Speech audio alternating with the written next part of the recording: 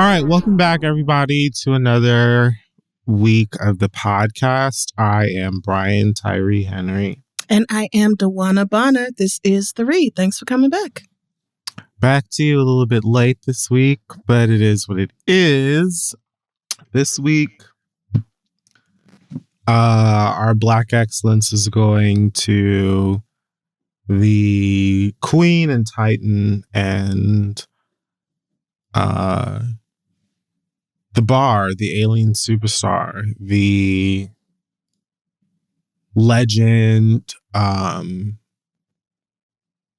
dime, the overall greatest of all time. That rhymed a little bit. And then the, what else is she? Mother, goddess.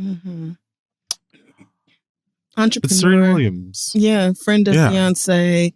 An overall superstar, really, in every right. And a queen who has more than earned all of her things. You know, taking her final bow. It was a very emotional, very high-paced game. I tuned in for all 3+ hours of watching her go back and forth with that little girl. And I was just left in awe at Serena Williams and the things that she can do at 41 that I've never been able to do at any point in my life. So my eternal respect and admiration to her.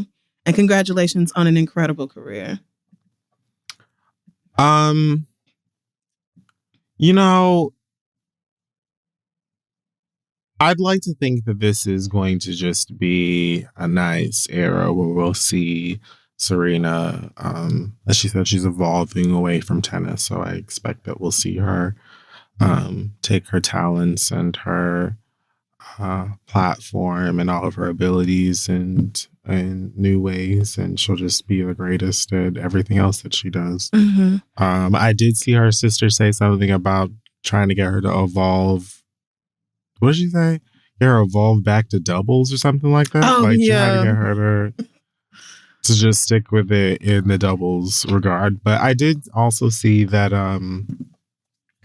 her third match, that last match, was like the highest rated tennis match in the history of ESPN or something like that. Of course. Because of course it was. All of the matches from this US Open that involved Serena and Williams were record-breaking and had millions of viewers watching.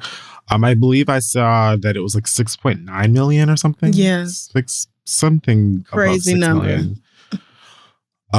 People that tuned in to watch on ESPN, and, you know, if you were like me and most of the people I follow, you were on the edge of your seat and screaming and doing all of the most. But Serena is a queen and an icon and a king and a legend and an immaculate inspiration to athletes, period, but specifically to Black women, Black girls, and not just even in sports. I think just that her perseverance,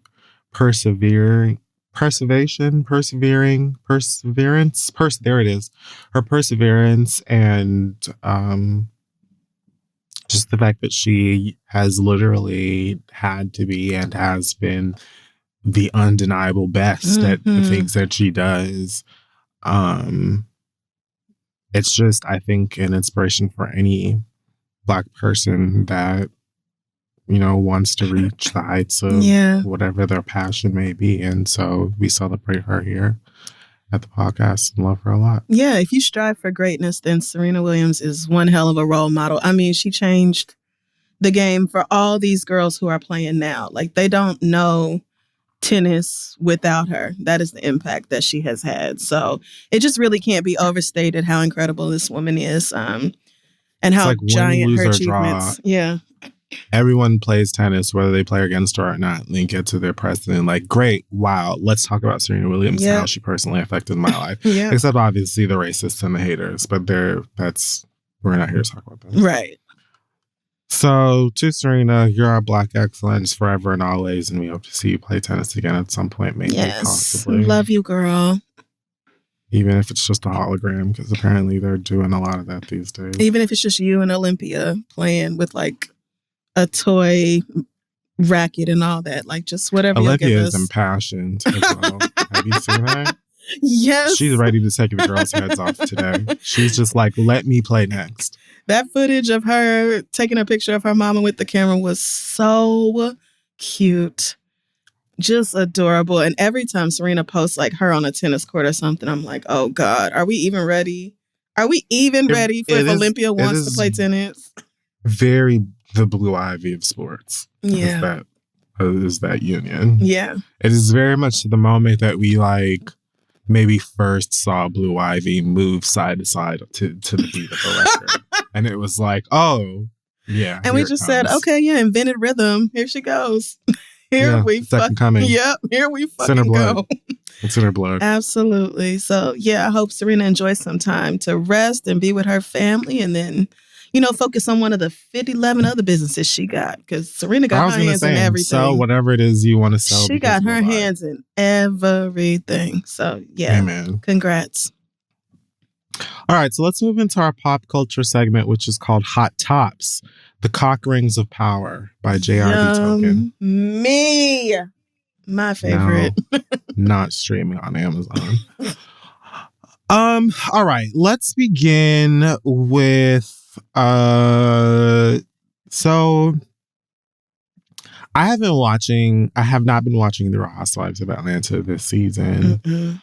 Just because I was gonna say I have better things to do, but that's not even true. I just don't want to.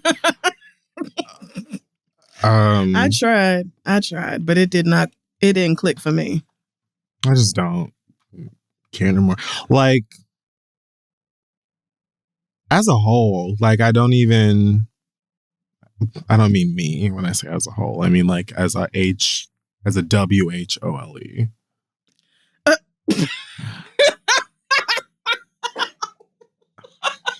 Like as a whole, I haven't been watching that much. God. Bravo, whatever. Yeah, me either. So I don't really know what the goings are. I figured I would just watch the reunion this season. Take it back to the old school when I would just peruse the reunion. That's where you get all the information anyway in some of the best fights. Exactly that. Because you have all the pent up aggression from all of season. You have everybody who's been talking shit on social media. So they're real pent up. So it's like, that's when the good stuff happens anyway. So like, who needs to watch a season of real anything? But anyway, I heard that on the finale of this last one that Shereé Whitfield premiered what she alleges are items from her long-awaited... Long. So long. Forever memed, constantly joked about joggers. Her She by Shereé line apparently had a premiere or debut or whatever on this finale. Unfortunately, now they're referring to it as She by Shereé by Shein. Oh yeah, because they very quickly, and I mean immediately, I guess, were able to find that these $130 athleisure pieces that Shereé is trying to hawk to you bitches over the internet, you can get on Shein.com, which is some shit that I just heard about yesterday. I guess it's like TikTok fast fashion or something. And also on Amazon, which is, just Jeff Bezos' backyard, where you can get these things for about 3-4 fractions of the price. Just without the cute little She by Shereé logo on it. That's exactly right. Darn. That sucks. And also explains the price hike. Because who doesn't want a nice little ironed on star that I guess says she on it? I don't know. Raggedy.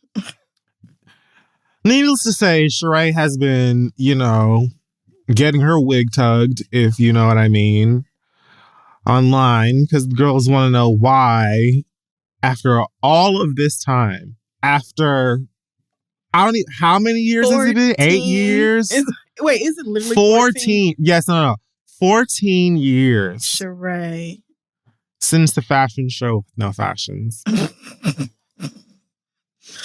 And this is what you came to us with, sis? Who gonna check me, boo? Really? Now? Are you fucking kidding me? First of all, do you work out? Like, do you actually use this stuff? Secondly, girl, like, it's giving, if after all of this time, you still couldn't get some, like, legitimate, custom, original pieces of, like, spandex, it's giving switch gears. Yeah. It's giving find something else. Hair. Yeah. Wine. Candles. Press on nails. Yep. Candles. Butters. Mm-hmm. Like, there are so many other Instagram fragrance. Yep. There's so many other Instagram licks that you can try and hit, because clearly joggers is not it. It's not, it hasn't been working. And it's giving at this point, trying to prove a point that we don't need proven. We can go and get stretchy yoga pants from the black fuck anywhere. Not even just Instagram. Correct. You can go down to any old Rocks or TJ Maxx and get you some $6 spandex. Why the fuck do I need to come to shebyShereé.org.net.live or whatever the fuck your website is and spend $130 of my goddamn doubloons on a piece that costs like $15 on Amazon? Move around. Literally never. And what we saw Shereé in wasn't even joggers. Like, and she definitely like put forth the effort into doing, like, making t-shirts about like the whole joggers thing, and joggers, Link can do spring, that. summer, but like t-shirts with fucking emojis on them. Emojis on a t-shirt, and you're charging $142 for this Shein, AliExpress, Fashion Nova bullshit. You need to be in jail. It's sad because, like, I don't have no problems with you outsourcing your brand. Most of the girls are not out here actually designing and making their own clothing. But it took you over a decade to white label this shit. Here's my problem. Over a decade to bring us She by Shereé, and it's this cheap template We've arrived bullshit. at my issue. Anybody could open a fucking online store and have this available for purchase in less than a week. How did this take years? And then didn't even iron or steam the clothes when the models was wearing them.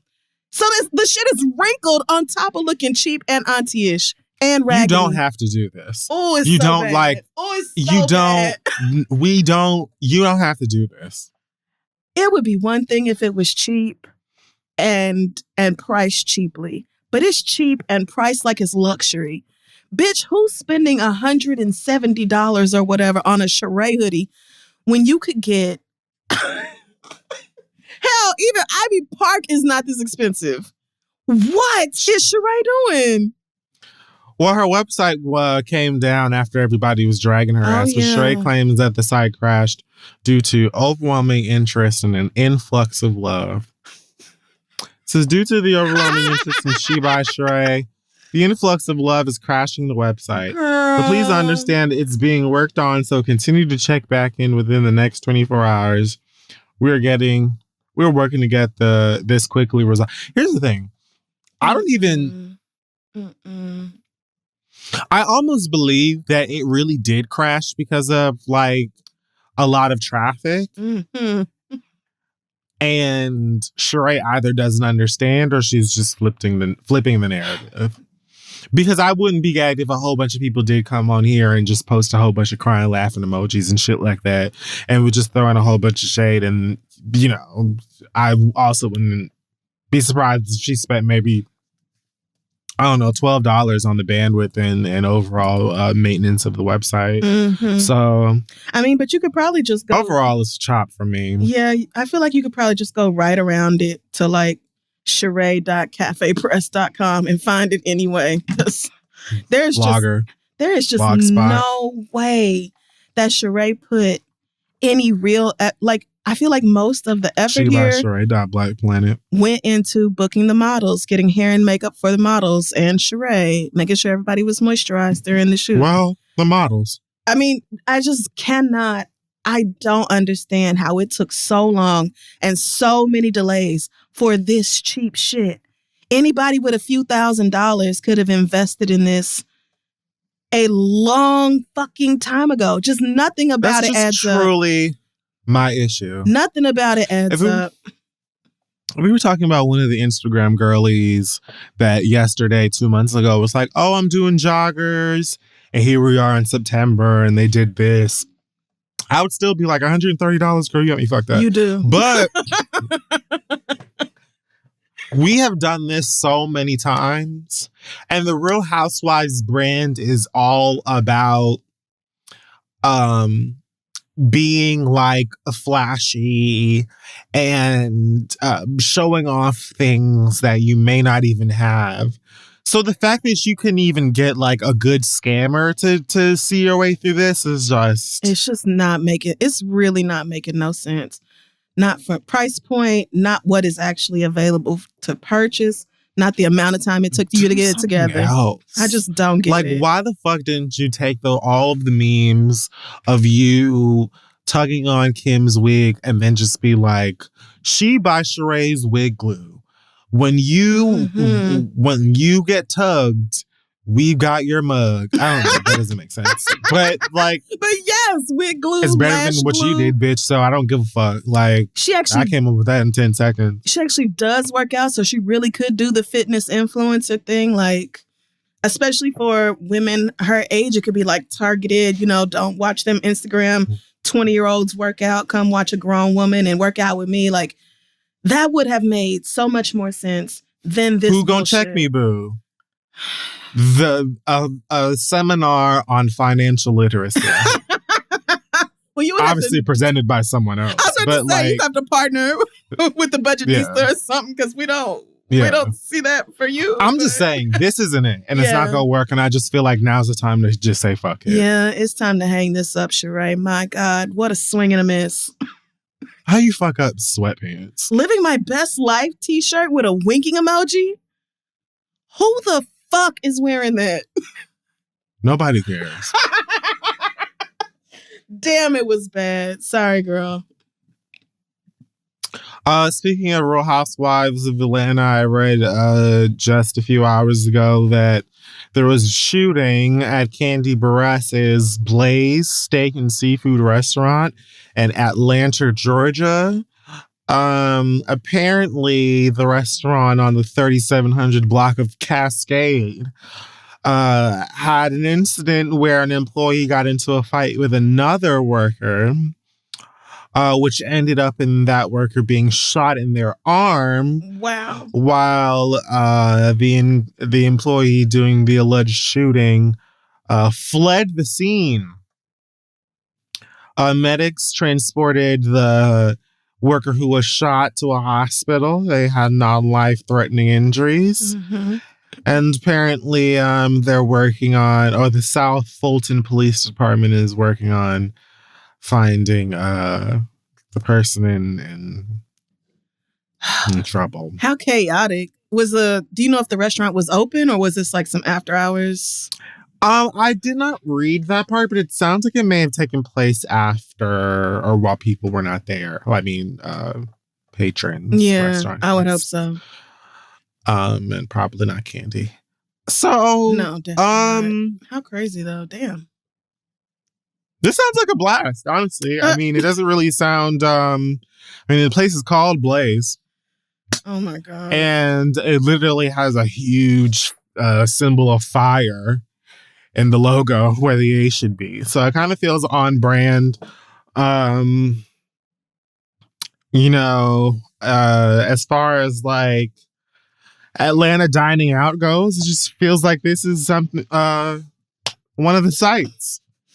I mean, unfortunately, this is not the first shooting at an Atlanta restaurant that I have heard about, even in the past couple of months. So you do have a point there. And based off what I remember from watching, her version of that show that Lisa Vanderpump does, Vanderpump Rules or whatever, watching Kandi's version of Kandi and Company? Something like that. Whatever it's called. I don't know what it's called. I literally just said words. I forgot. But like the way them people argued with each other and with not Kandi herself, but the boy who's like her top assistant manager person. No, the gay one. You know who I'm talking about. The one that's been around forever, whoever he is. Anyway, the way they was constantly snipping at each other, disrespecting each other, going back and forth. So I'm not, if this was a fight between two coworkers, I'm really not shocked. Like, really not shocked because, yeah, all the ingredients are there for some nick-tastic activity. So just hope everybody is okay. I mean, if you can't go to Blaze Steak and Seafood, then where the hell can you go? Exactly that. Anywhere. If y'all like beefing, literally anywhere else that serves food. Y'all need to be beefing somewhere else. Oh, damn it, he was the chef. I didn't know that. Who, the chef got shot or the chef did the shooting? The chef is the one who got shot. Kandi's cousin is the chef. Damn, now how are they going to whip up your cornbread and hash? Now I'm wondering this is a steakhouse? Okay. I hope it's not his good grilling arm. Okay. Damn. Yeah. Are you going to saute our flambe? Down, that's fucked up. I do hope he is. Not Blaze Steak and Seafood, Kandi and Todd present. Jesus Christ. I mean, that's what it is. I mean, but what kind of...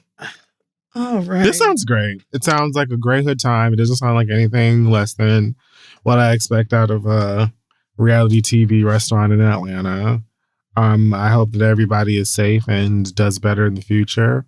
And I kind of don't think this is going to stop them from getting clientele. This is supposed to be an elevated steakhouse experience accompanied with fresh seafood in a glamorous atmosphere. And niggas is... Kiss my ass. Nobody gives a fuck about and that. niggas is shooting like it is the regular... Like it is a fucking strip club. Yes. Well... All right. Speedy recovery to everybody. Yeah, this will be fine. If there's one thing that hood niggas love, it's the idea that somebody got shot at this restaurant. It means that people were very passionate there about things. Hopefully it was the food. Oh, I forgot to mention that the queen died. The actual Queen Elizabeth. Yeah. Right. No. Please. Please, my heart just hurt. Oh my God. Big British Liz is dead. Oh yeah. All right. Bye, girl. And everybody's talking about that, so I figured I'd bring it up. I feel like I saw that and then immediately was like, okay. I knew niggas was gonna be joking. I'm sure social media has been crazy today, but I just don't have it for that old decrepit bat. Like, not even enough to clown her. As far as I'm concerned, she was a shit human being whose time on this earth was extended for a reason I'll never be able to fathom. And I think a blood curse. We're better off without her, as far as I'm concerned. This bitch. I won't miss her. Yeah, not at all. And so I stand with all the blacks across the diaspora whose countries were colonized by Elizabeth's family in rejoicing the death of this wretched old woman. Whose things were literally stolen. Yes. Who acquired around it if they weren't theirs. Yes. Who acquired incredible wealth by stealing from everybody else. Yeah. Yeah, no, fuck And her. also just siphoning off dollars and cents from each and every one of the people who live under them just because. Mm-hmm. Yeah. Worth hundreds and hundreds of millions of dollars and never actually did anything a day in her life. Except ignore racism. I just can't believe that. Partake in it. Like, a job, though, she does labor. She's never heard of it.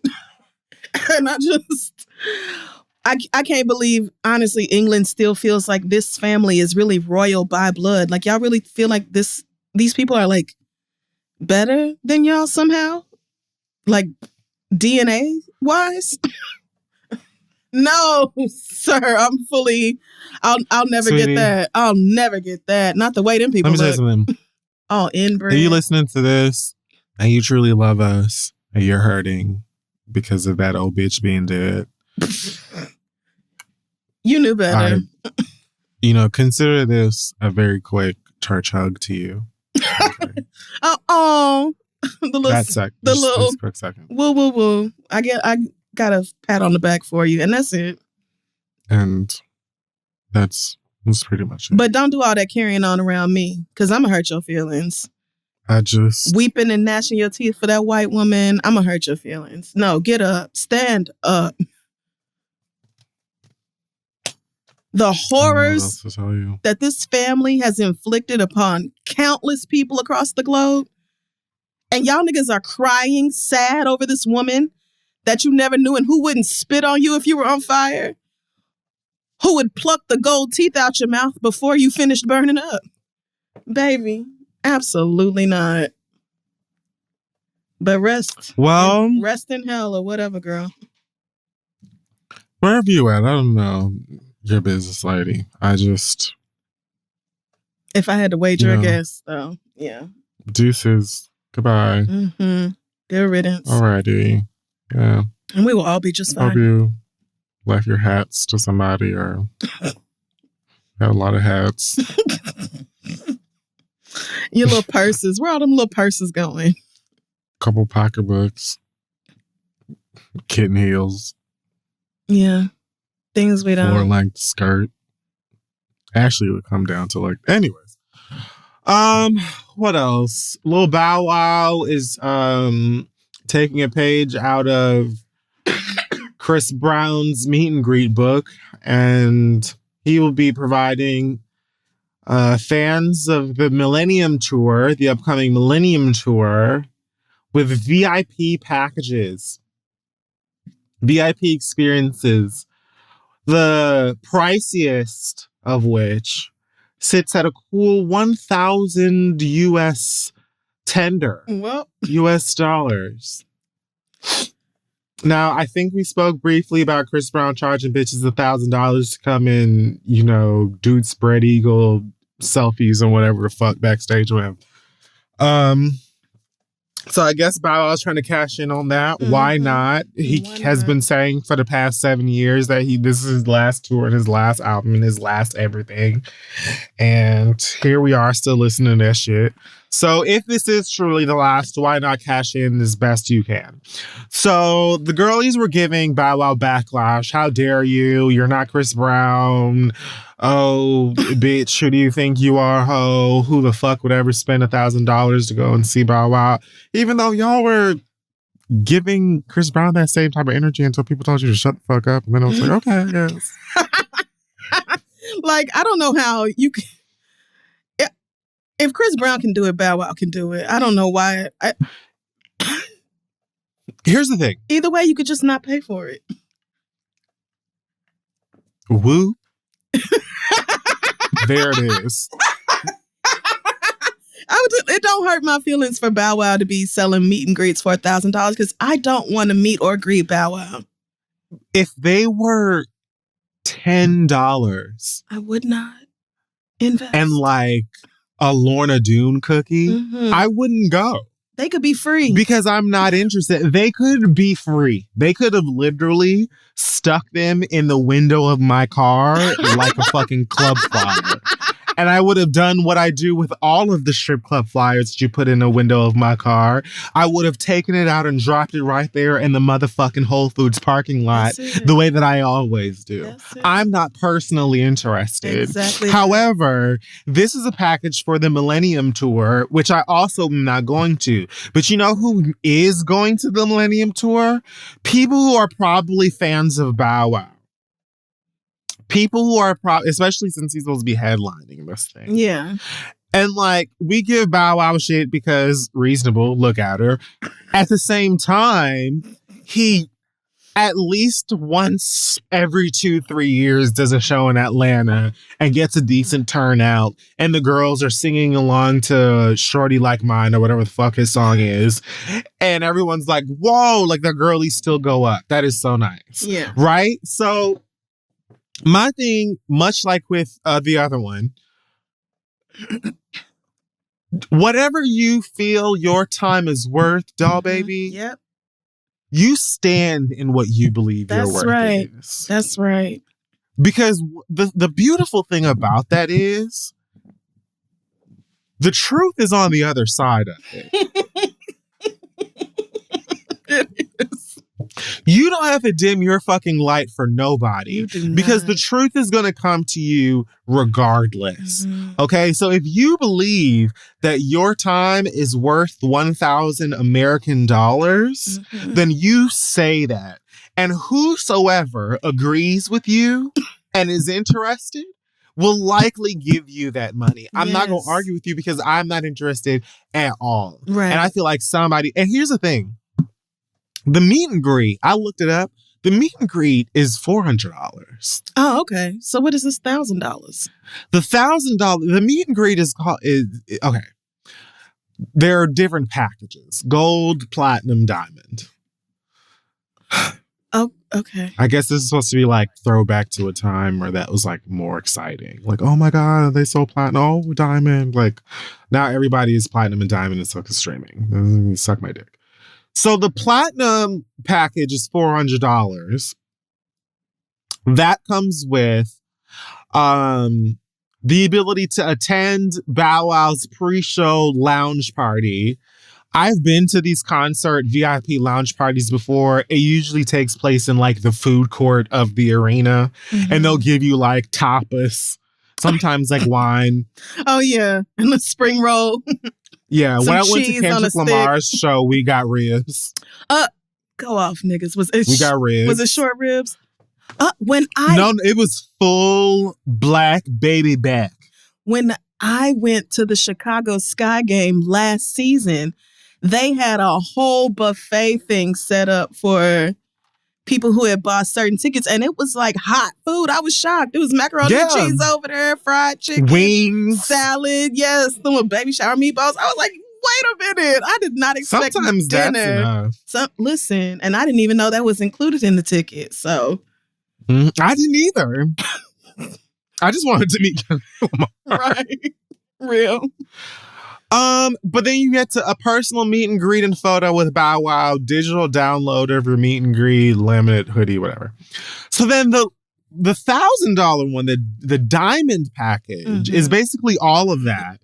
Plus the ultimate hangout with Bow Wow. Oh, a wow. 30 to 45 minute personal hangout and tour conducted by Bow, which I initially read as Bo because I've watched a million seasons of Blackish, but anyways. Only 10 fans in each city will get a behind-the-scenes look at backstage areas, lounge, tour bus, and more. So it's not just like, oh, okay. Oh, you get to piggyback Bow Wow. Well, he's kind of small. You shouldn't do that. You get to like, it's not like, oh, you get to do whatever pose with Bow Wow and then that's it for the $1,000. This nigga is like, for 30 to 45 minutes, I will hang out with you, give you a tour of all of my personals, and take a photo and stuff like that with you. I don't understand. I don't hear the problem. I mean, it's still a crazy amount of money. It is. It's still something I wouldn't want for free. But if I would never do this. But if I was a fan, this sounds like a hell of an opportunity. Like, bitch, if Beyonce was allowing a personal tour of backstage and her things for $1,000. Mama. Katya, please. Mama. That's literally who I was channeling. I have spent more to just go to Beyonce's show and sit down. Listen. To stand. The bitch didn't even give me a chair for $950. So who the fuck am I to tell Shadrach how much he should charge the girlies to parade them around LA Live? Like, do your big one, sis. Y'all gonna be I'm drinking not coming. wine. Yeah. And you can pay me $1,000 to come. And that's on period. But if I was if I had grown up with Bow Wow being like the kid, like the, little teen boy artist that I had a huge crush on or whatever, I would absolutely scrounge together my dollars because this sounds like an incredible opportunity. It does. If you are a huge fan. There are absolutely a huddle of 37-year-old women somewhere. I'm just too old for this. That are willing to do this. Oh yeah. And I don't feel like That's a problem. Like, this is a better deal than the Chris Brown thing. Chris Brown would just take whatever jailhouse pose you want. That's exactly what the fuck I said. Chris Brown was just line them up with an airbrush background, whatever the pose is, and then tell them to fuck off and that's it. This nigga is out here acting like he work at the arena. Here's the concession stand. Here's where you go to check in. There are lavatories to your left and your right. Like, bitch. Right. Like he doing new hire orientation. Let me show you around. This is where the copy room is at. Like that. Yeah. If you're a huge fan, best bet then this is a great is to deal. Be in the right position when for whatever reason the back door is not opening at the venue and I had to get out up front. Like that's like letting fans that's when backstage you'll see the doll baby is crazy. Like I feel like that's not backstage passes are not a thing as much as they're not that were when I was younger. Yeah, because I mean, because a lot of fans have proven themselves to be batshit and have done things that have made people say, you know what, we'll come to you and we'll take a picture in front of a step and repeat, and then we're going back to safety. We also grew up in a time where we didn't have as much access to celebrities, their immediate thoughts, their personal lives. We couldn't just like DM on your fave. They weren't gonna like tweet you a message back. Yeah. Like meet and greets were probably the main time that you could interact with some of your favorite celebrities. Oh, now. yeah. So I think that a lot of the children are just very entitled and you feel like these people are really your fucking friends. When you meet them and be like, hey, bitch, you fucking flop, bitch. Let's take a picture together. I will actually beat your ass. Yeah. No, there's a line and some of y'all cross it. But you have an excellent point that these celebrities be giving us backstage tours all the time. Just going live on Instagram and we see everything happening in the dressing room. You watch their Instagram story, you're going to get a whole buildup of what they did that day. So a lot of the mystery behind it is gone as it is. So whatever it takes, Bow Wow, and that's if he can find 10 people in every city to do that, then that's another 10K on top of everything else. So who am I to be mad? Who are me?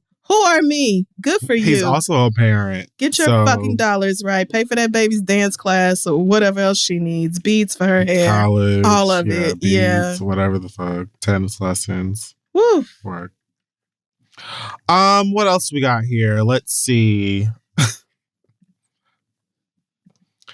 So I don't know anybody that cares to check in on Stacey Dash to see if she's all right. But she was plucked the other day. I mean, gobsmacked. Tears just and pouring. Literally broken down into tears by the shocking breaking news that DMX had passed a year ago. I know Stacey Dash is trying to like assimilate into herself back into Black culture or whatever. Didn't she be like, oh, Fox chopped me, I'm Black? Did she do that for like 2 seconds? I don't know. But if so, then she sounds like Kanye. Didn't she do something Black? A TV show? Was it College Hill or something? The College Hill celebrity reboot? Was she on that? You might be on something. I mean, me either, but I think a bunch of different niggas was on. What I don't understand is like... All I know was that Big Freedia was on it. I didn't really care about it. Was so huge when it happened that I don't know how Stacey Dash is just now realizing that DMX has passed away. I do. Being Stacey Dash, what Black things does she have on her goddamn radar? I mean, but this has been... This was so long ago. It just doesn't... If you care this much about DMX to where you are crying your fucking heart out, and you are Stacey Dash, still a celebrity. Like, this was not... Especially if you Black, this was not like hidden news. We all knew about this immediately when it happened. She probably liked maybe 2 to 3 Black TikTok videos, and that's how she found out. Because that'll do it. Because, I'm still figuring it out. She probably saw 2 or 3 of Terry K's videos on TikTok and was like, and then she started seeing Black people on TikTok. Yeah. And then was like, oh my gosh.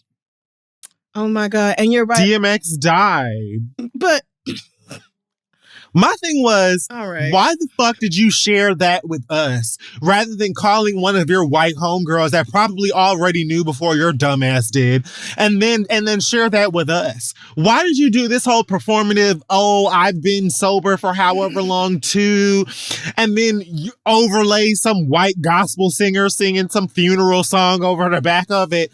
What is this goddamn, Stacey? Yeah. She did do an interview last year, though, talking about how she was angry and has lived her life that way. And she was angry when she was on Fox News and that she's made a lot of mistakes because of that anger. So if she has been sober for 6 years, that would coincide with when she left Fox. So if she actually did quit Fox and realized that she was on that bullshit and has sobered up and is getting her life together, then good for her. But I still don't understand how DMX could mean this much to you and you just completely checked out of what happened. Like, I just don't. That's where the connection is not being made for me. That's where it feels. Probably a long swim up from the sunken place. But, I don't. Just made the surface. Stacey, she's not one that I'm invested in anymore. It's like, whatever you do, girl, do you.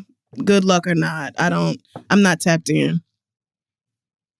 I just don't know what she's going to do when she finds out that Moesha's canceled and we don't know what happened to Miles. Please stop. Stacey just going to be like, pandemic? Where? Girl. I mean, she's definitely going to do that. Join us. It's 2022. So let me look at the time. Let me see if I can skip this garbage. Yeah, I can. All right.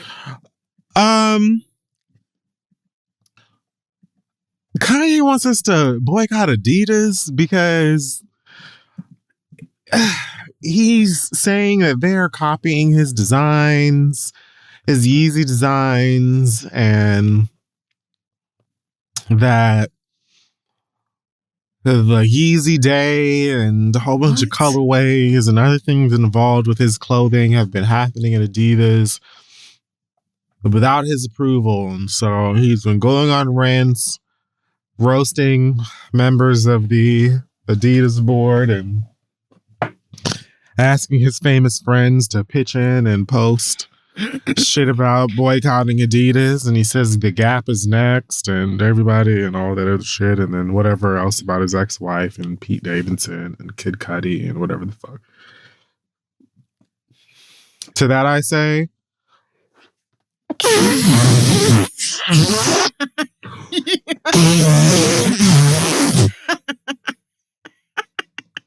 blow it out your ass, bitch. Right. What you talking about? I do not want to hear this from Kanye West. And asking the rest of us to boycott Adidas, who ain't did shit to the rest of us. Like, see, this is one of the issues with Kanye. I don't know about her mental health. I won't speak to that. I will say you don't get to pick and choose when you decide that, like, aligning with everybody else and being Black and protesting against injustices. Like, you don't get to pick and choose when that is something that matters to you. You don't get... Matters to you when it's about you. Literally that. He's Nene. He's Nene Leaks. Oh, this isn't about money. It's about control of the culture and control. How the fuck are you going to preach to the everyday man about control when you can't even control your goddamn self? Well, I'm not interested. You've been doing this shit. You do Nike, Adidas, Gap. There's going to be Balenciaga. You keep going to these white people's table, trying to sit at it with them and chuck the cheese up when all these white people are living for you and you're making all this money with all these white people. And then they do the very expected white shit to you. And then it's like, oh, we should all boycott them. I'm not interested. You was the same one running to align yourself with Adidas. Same way you was the same one running to align yourself with Donald goddamn Trump. You make these decisions. You act like it's something wrong with the rest of us for not supporting them. And then when inevitably you get done wrong, all of a sudden it's, well, damn, Adidas did this and Adidas played me out and Adidas is trying to fuck me up. Girl, I don't care. And all of this on top of, these are some of the ugliest clothes and shoes I've ever seen in my life. Like, I don't care for a lot of the pieces, but that's neither here nor there. To me, my main thing is, sweetheart, get your personal shit together. Yeah. Get you, like, I'm not even gonna sit up here and say some of the things that he's alleging that Adidas has done as it regards his brand and his creation isn't funky. Like, it is. But girl, hideous. What is it going to, like, you keep talking about how Black people need to control the narrative and we need to control the culture or whatever, but then, like, why do we keep running back to these white people's table, begging them to work with us, and then being like, oh, well, we need to boycott this person and boycott that. But, like, if I follow Kanye West, bitch, I'll be boycotting every motherfucker that, like, Lord God, that sells pens or pencils or shoes or whatever, because you already talked about going into business with the next person. Like, I don't sell shoes or sneakers or jeans or pants or anything like that. So, like, I don't know what it would take for you to do this on, like, your own. Mm-hmm.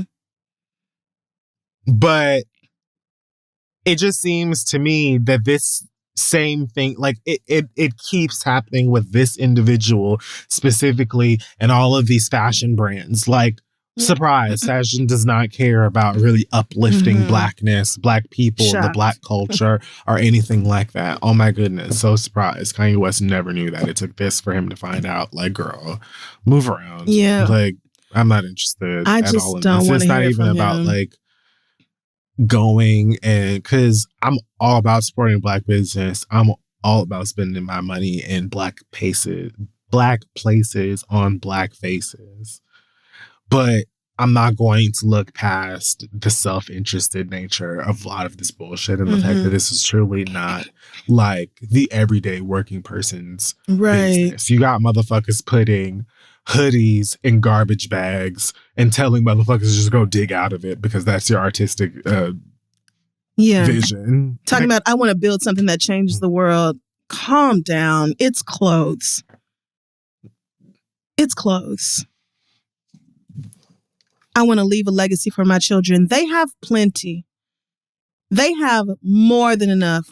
Are you worried about them 4 children you have, a Kim Kardashian? Are you worried about them financially? Because if I were you, I wouldn't be. They're doing fine between you and that lady. So please stop acting like you're on some big moral campaign with Adidas and your clothing like is a morally good thing that exists in this world, sweetie. Stop that. Listen, if you want to, I totally understand wanting to build legacy and business and things like that to leave behind for your offspring. And I don't have offspring and I'm not even interested in it, but I get it. So if you want to create something, if you want to make a whole bunch of clothes for, young Bruce Wayne, if you want to make a whole bunch of boots that I think would fit nobody besides, I don't know, She-Hulk or SpongeBob or whoever. Like, if you want to do that and leave that to your kids or whatever because it makes you millions or whatever, that's your business. What I'm not interested in is you running into all of these big white corporations and then getting into like in-house tissy fits with them and then coming to me talking about, oh, well, you need to boycott them because they put out some sneakers and didn't ask me what color they should be. Girl, shut the fuck. This ain't got nothing to do with us. It ain't got nothing to do with us. None of my non-billionaire business at all. Y'all's are actually weird. Okay? Since this keeps happening, work on cutting it all out. Yeah. Okay? Do your big one together. You call Diddy and Swizz Beatz or whoever the fuck else, or all y'all motherfuckers come together so you don't have to go to Adidas or Gap or Nike or fucking Hood by Air or whoever the fuck else to make your shoes. Maybe. Yeah. Last but not least, Tiffany Haddish, Aries Spears, and this weird ass skit. The way I almost forgot about that. I'm actually going to talk about it briefly, not going to go into details during my read, but I am cussing out somebody else in relation to that whole story. Great. So we can wait. Okay. Awesome. So that's it for the hot tops this week. We're going to take a break and come back and read your letters. Hey, y'all, the key to any successful business is a unique website, and creating a great site is super easy with Squarespace, the all-in-one platform for building your brand and growing your business online. Features like member areas let you monetize gated content like videos or online courses. So if you sell custom dog jewelry at diamondsinthewoofwoof.com, loyal subscribers will get early access to your next diamond dog collection drop, because that's what you do. Create pro-level videos with the Squarespace Video Suite app to tell your story and grow your audience and sales. Like maybe you just now decided that, you got really good at making bread during the pandemic, and so you're going to start selling your artisanal massage sourdough at doughboytherapyboys.com. You can give a behind-the-scenes look into your signature Swedish style kneading technique or whatever it is you do to make your bread special and the baddest out there. Squarespace even has email campaigns to help you stand out in any inbox, convert email subscribers, loyal customers with customizable email templates and built-in analytics. Squarespace really has absolutely everything you need. So head on over to squarespace.com/read to start a free trial. And when you're ready to launch, use offer code READ to save 10% off your first purchase of a website or domain. Can't wait to see what you do with your website with Squarespace and the Read. All right, let's get back to the show. Okay, folks, we're back, and it is time now to read your listener letters. Yes, it is. Send your questions to asktheread@gmail.com, and we may read them aloud on the show. Are you good? Mm-hmm. Oh, because it looks like you're playing your Switch. Oh, go ahead. I'm literally listening. Okay. But I'm also trying to get carrots so that I can finish making ratatouille or whatever the thing's name is for his kitchen. Black people. All right. Well, we do have an update from Rufus here. Rufus really had the fans going crazy with that letter that he sent in last week about, his ex and his art and give it back or call him again, blah, blah. So Rufus says, thanks for taking the time out to read and reflect on my letter. It was exactly what I needed to hear. I mean, well, it's true. In considering all that you discussed, there is no reason to hold on to anybody's leftover guac that they had in the back of the fridge. Hell, he don't want it or me. While we didn't fight or come to blows, you only need to do something once to change your relationships and how others decide to engage you. What I did was one of those things.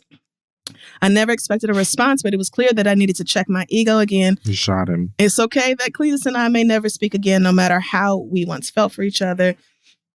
He is protecting his peace as he is allowed to do. Thank you for the reminder to forgive oneself and make intentional decisions moving forward that encourage and protect peace. Letting go is a process that requires reflection and sometimes a good read. And moving on requires that you know where you're going. Thanks for helping throw some glow sticks on my path, Rufus. Rufus, very, very glad to hear this. What a mature response to basically being dragged and laughed at pretty vilified. We laughed pretty hard at what you were going through, Rufus. But yeah, if it makes you feel any better, I needed it. Glad you got the lessons that were needed out of that experience, and good luck moving on.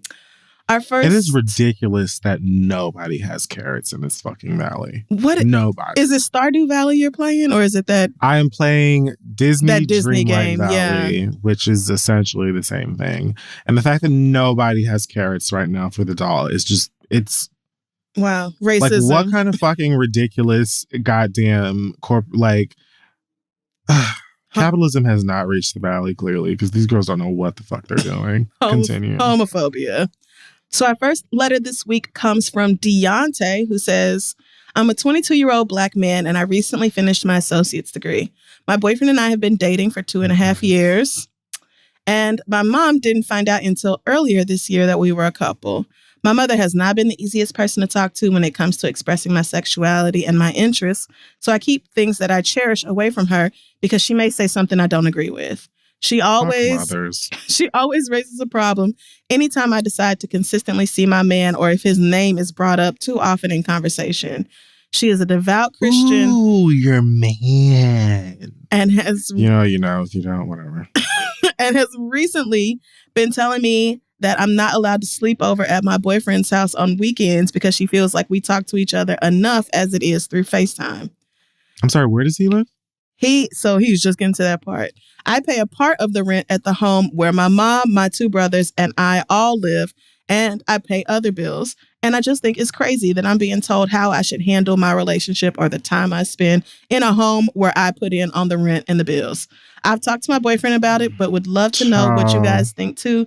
Any and all advice or feedback would be appreciated. Love you. Thanks for being great, Deontay. I'm sorry. Did Deontay begin with his age? He did. He's 22. Been dating this man for 2.5 years. Mama is violently homophobic, it sounds like. And so Clearly. Now she's saying he can't spend the night. Okay, so here's the thing, right? No. Mm-mm. You're okay. All right, you're young, and I could almost understand the excuse of you need to have your ass even at 22 back here. Whatever. Like, I could understand the whole I'm going to be weird and unnecessary with the rulings because you are of a certain age and you don't pay no bills in here and blah, blah, blah. But see, you do pay bills. Mm-hmm. Yep. It would be very different if you were living at your mother's house and she still completely took care of you. I mean, like, you're still grown. And so I think y'all would definitely, like, a conversation about respecting the home, but still allowing you to be a young adult would be very much in order. But considering that, like, it sounds like your mama is homophobic, but still takes your gay ass dollars for the rent and whatever other bills need to be paid around the house. So, and here's what we're not going to do. Right. Yeah. So because you're grown and well, you're an adult, and because you put in on the grownish. Right. And you put in on the household expenses. I just feel like it's appropriate to tell your mother to fuck right off. I mean, maybe not in those words. Perhaps not in those words. But it's you ain't Jeanette McCurdy. It's hard for me to have this veneer of like pretending that I respect you when I know that you're only doing this because you're homophobic. You're not like worried about me being out all hours of the night, partying and being reckless. Like, you just don't want me laid up with a nigga. And it's so, it's hard for me to talk to you like I respect you when I know you don't respect me. I honestly, I don't know. I guess it depends on the nature of the relationship that I have with said mom, on how I deliver this information. Because the information is unwavering, it's unmoving, it's going to stay the same. That information is that I'm going to do whatever the fuck I want to do. At this nigga's house, behind this nigga's house, the sides of this nigga's house, on top of this nigga's house if we go to Home Depot and get a ladder. I would just love to know what you're going to do about it. Are you going to come to his home and abduct me, bitch? Are you going to keep me out of this house? Because it sounds like you need me here. Like, how about you shut the fuck up and mind your goddamn business, and I will shut the fuck up and mind my goddamn business. And on the first of the month, this rent is paid. How about we do that? I agree. I think that's the best. How about way to we go. do that? Yeah. Homophobic parents in the year 2022 can honestly get in the fucking bin. We don't need you, bitch. Nobody needs you, bitch. We don't have no motherfucking time for you, bitch. Amen. Your life was probably extremely late and lame and oppressed, and you want for mine to be the same. We're not living in that time, diva, and it's time for you to get the fuck over it, sis. So I'm gonna go fuck on my nigga, and you can actually be happy that I'm not doing it right here in the living room, which I might do because I pay for it. Listen. You need to be glad that I don't bring my man over here to sit up in this house eating popcorn and chips and watching TV in the middle of the living room like everybody. Like, you ought to be satisfied That's with the Earl that. Grey. Dive in Yeah. and take a sip. As far as you I'm better concerned, sit down and shut the fuck up. That's all the compromising I don't even think that's a reasonable thing to ask you to do, to not have him come over, but at least you are doing that. Like, you are keeping it out of her face. So, yeah, you it can't sounds go like to your man's house. No, bitch, you can't go to your man's house because it sounds like you don't have one. And maybe if you did, you wouldn't be so worried about me and my man and what I'm doing. But like, unless you don't need this rent money, then I suggest you get over You better shut the fuck your up. Your weirdo and take this homophobia, girl. Right. I suggest you get right the fuck over that, because if you can pay rent and bills at your mama's house, it stands to reason you can do that with a roommate or 2 or 3 somewhere else. So again, does she want this financial help?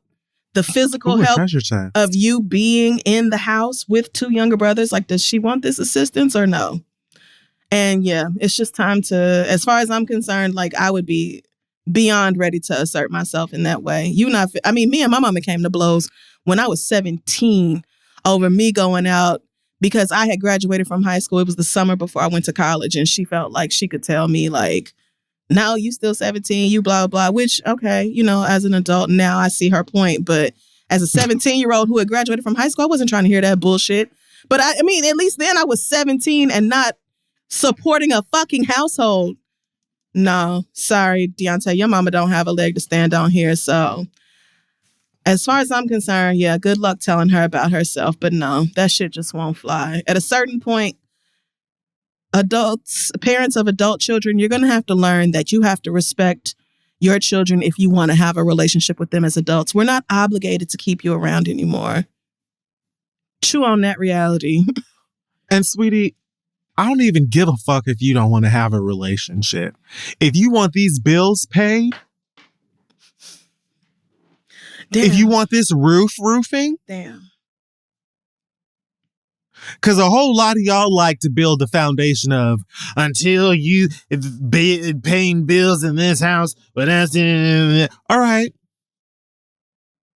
The check signed. Mm-hmm. It's in the mail. Yeah. I went online. I did my 1 click. So what you want to talk about? Exactly. You get your motherfucking ass underneath that comforter and watch Murder, She Wrote, bitch, and I'll be back in the morning, maybe. Listen. Fuck you talking about? I will see you when I see you. I have a job and a life. And it's sad if that's what your relationship to your mother comes down to. It's like, girl, so the phone bill this month is $142. Do you have your half or not? Like, that's sad if that's what it boils down to. But respect has to be a 2-way street, especially amongst adults. I'm never going to stop saying it. So good luck processing that, figuring that shit out, because that's hard. Parents are difficult. But let us know how it goes, Deontay. Our next question comes from Keyshawn, who says, last week I broke up with my boyfriend of a year and a half. It was a simple case of realizing I watched that episode. I'm not at the place in my life where I want a relationship. Damn. And while I love my ex very much and could see a future where we settle down together, I'm not totally sure that he's the one. He's a great guy who did nothing wrong. We're just not a match. And the breakup was very painful to the point where even hearing his voice on the phone brings me to tears. So I asked him to give me some space and try not to communicate with me for a while. I'm doing this for both of us because I've been broken up with before and I know how badly it hurts and I don't want to play with his head. I want him to understand that the relationship is not coming back anytime soon. That being said, we went grocery shopping for my house a couple of days before we broke up, and he covered it with his card because I left my wallet at home. I told him I would cash app him, and I realized today that I forgot to send that money, and now I'm wondering if I should still send it. He's not rich. He's a normal guy in his 20s working a decent job, so I'm sure getting that money back would be helpful, and he's come out of his pockets for me many times. So I would like this one last chance to pay him back. But I fear that sending the money could be seen as opening a new line of communication, and it might make him think I'm interested in getting back together. What should I do? Thanks, Keyshawn. Keyshawn, has he asked you for the money? Well, there's that. There is that. And honestly, that is not something I thought of.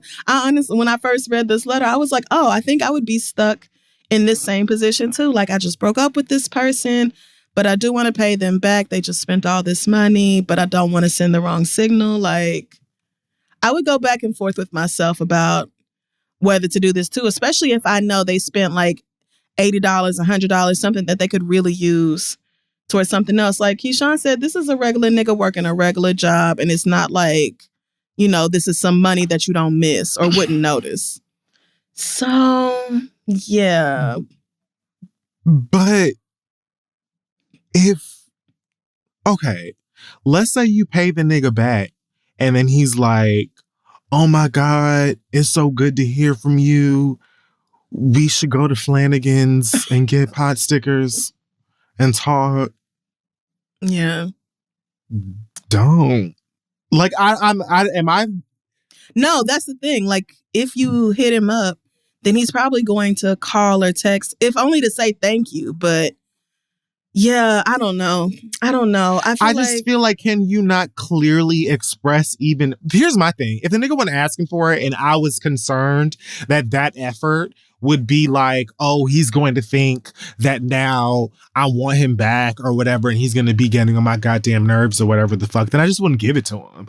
Like, you know what I mean? But if you're doing the whole like, oh, he could use the money and I know blah, blah, blah, blah, blah, whatever...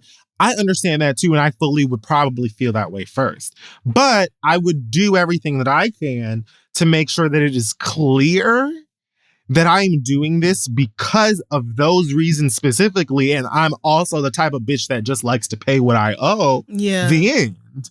Like, I don't think that there's anything wrong. Like, you're not going to be some cold-hearted, villainous,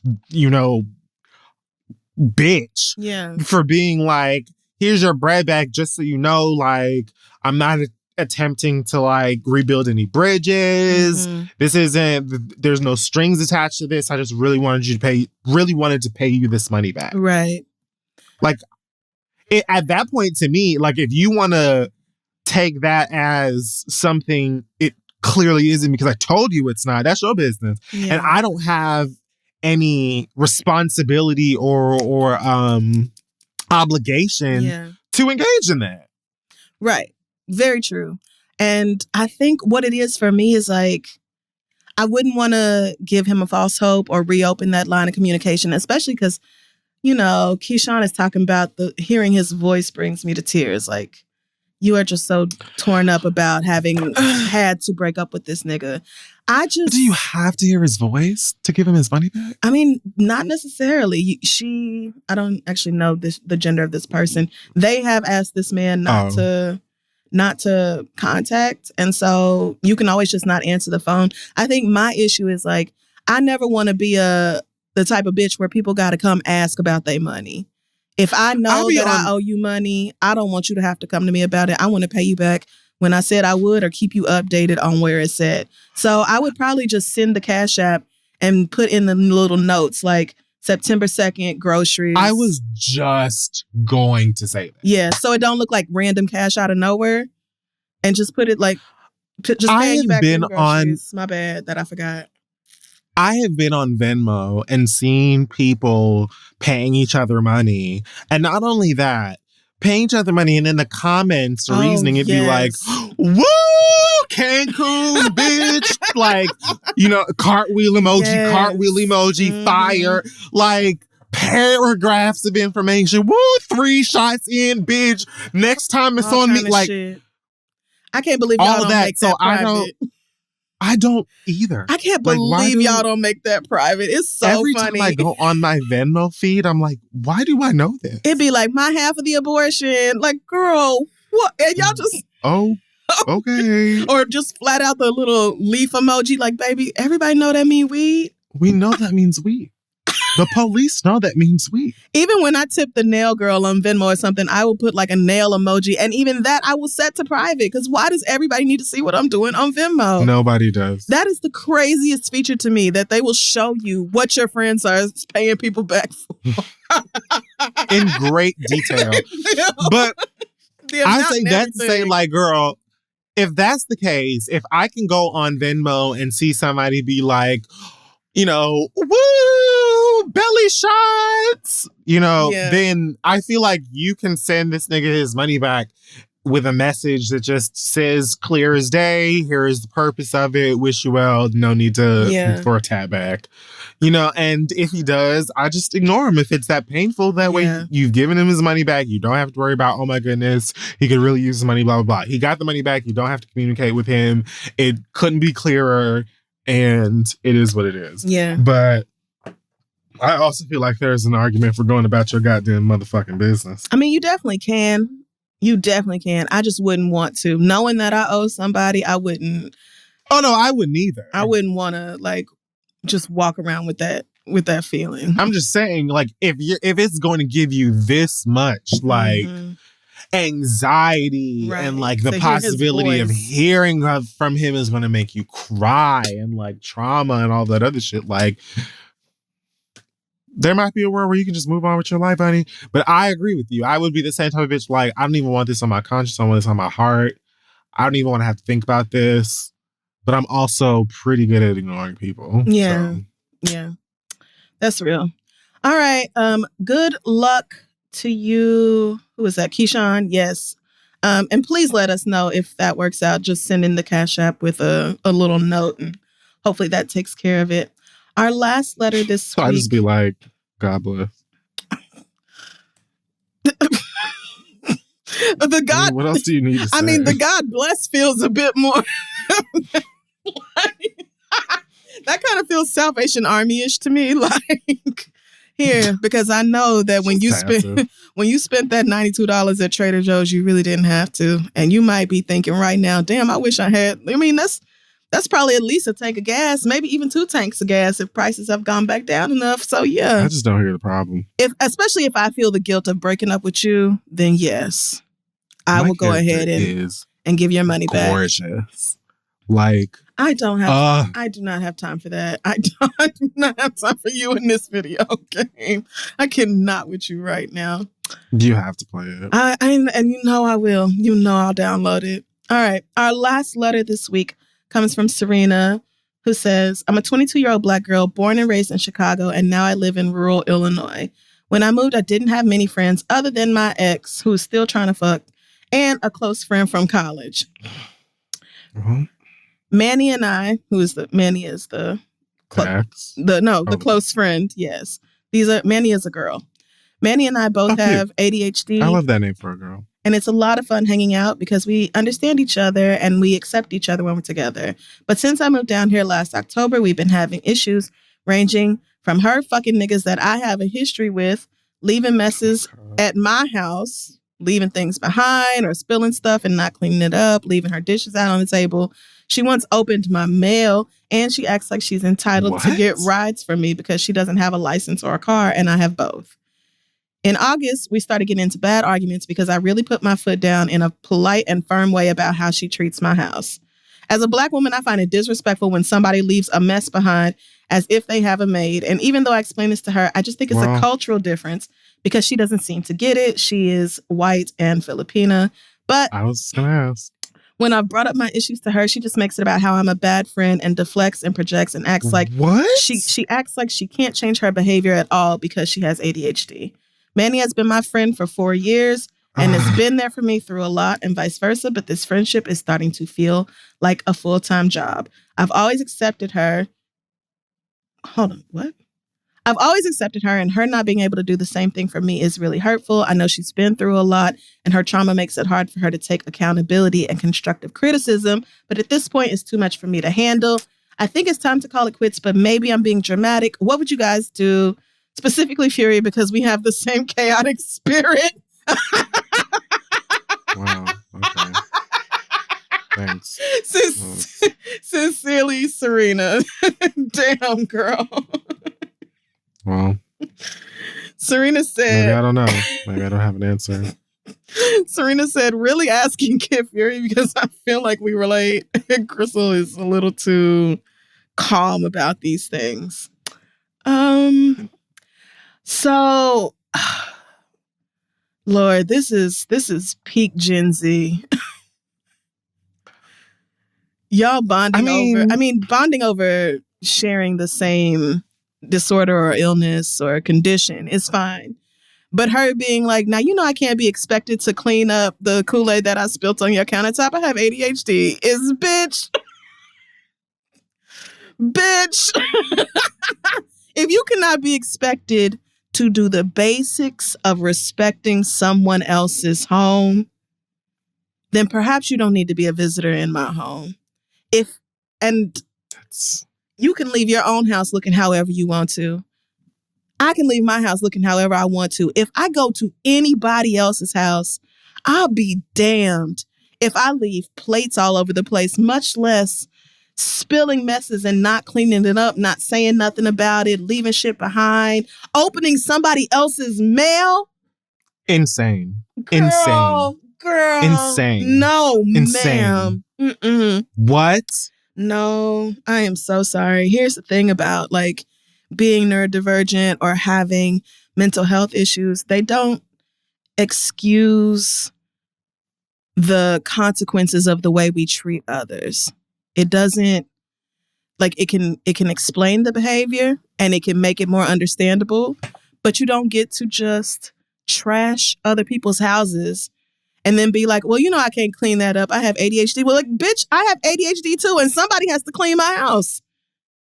So if I have to swallow it and clean up the messes that I make, it only stands to reason that you have to clean up the messes you make while you are in my home. Because otherwise I have to do it. And how is that my burden all of a sudden?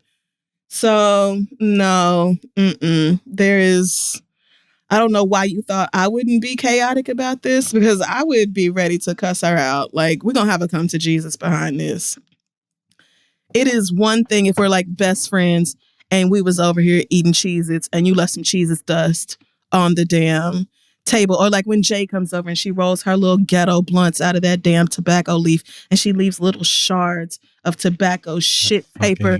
Oh my God. And so for the next 2 days, I'm vacuuming, finding Jade's little ear leaf. Oh my God. That, and that is one thing. But for you elephant ear. For you to be fucking dumbass, leaving messes in somebody else's house, spilling shit and not cleaning it up. No, grow up. Be an adult. Yeah, you have ADHD, so, take some time. Do some deep breathing, work through your steps or whatever it takes for you to then turn around and get a fucking dish rag and clean up the damn milk you spilled. Absolutely not. It's giving okay, so you have ADHD. That sucks. What do we need to do to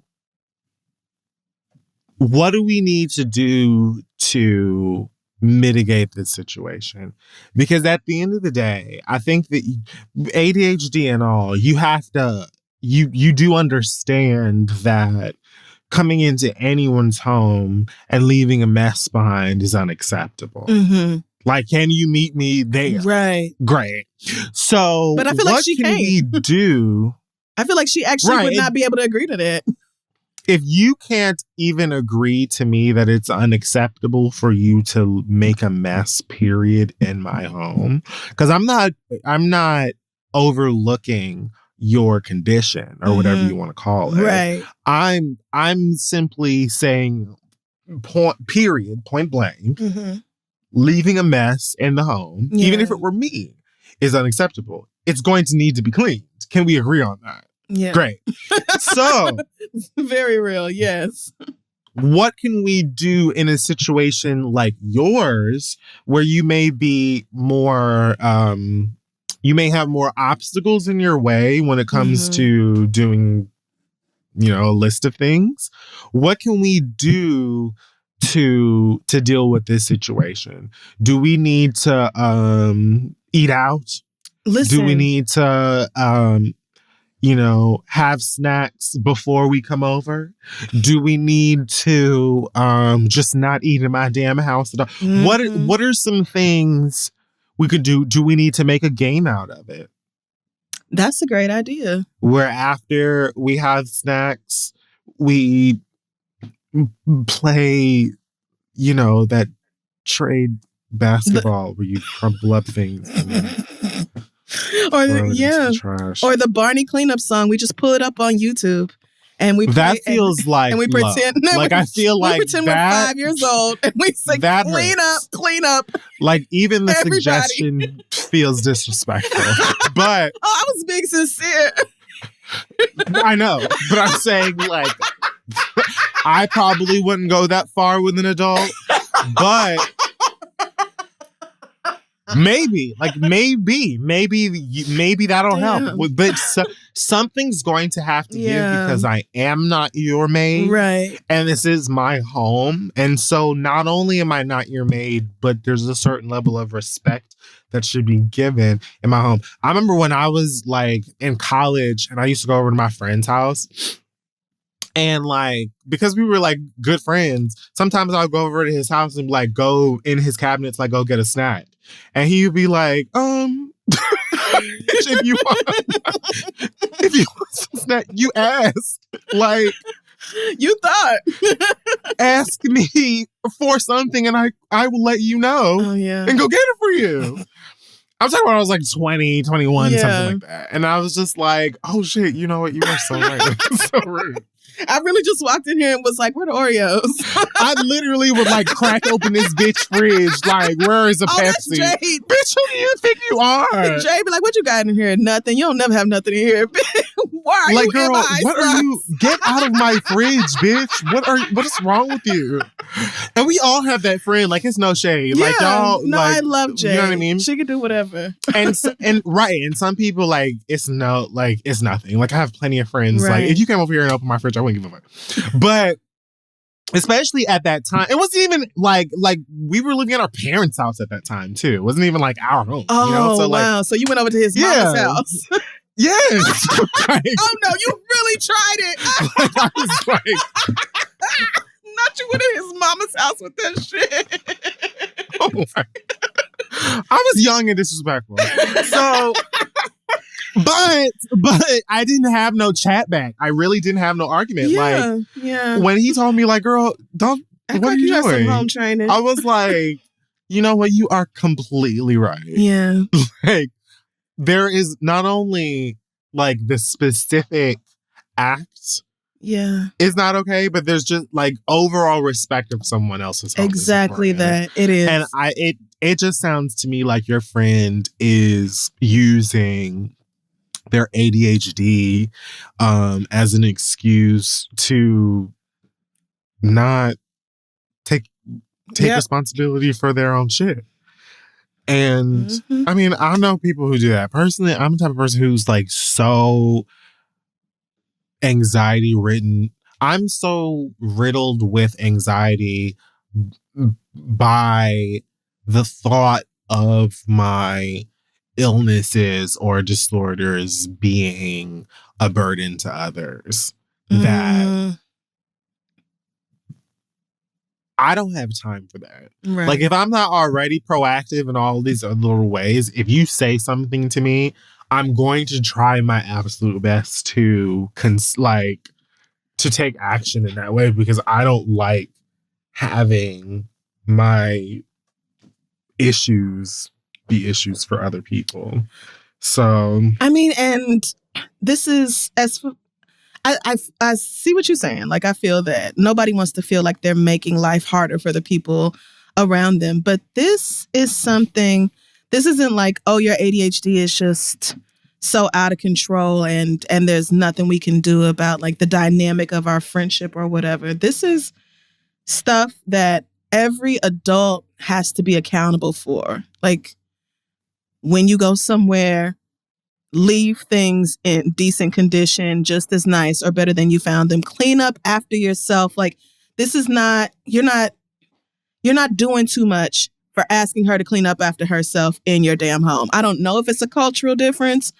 I don't know anybody who's white and Filipino. That too. I don't know if white people just have the expectation that they don't clean up when they make messes at other people's houses. Somehow I doubt it. And I appreciate, Serena, that you take her history into account. You know that she has been through a lot, and so it's hard for her to take accountability. It's hard for her to take constructive criticism. All that is valid.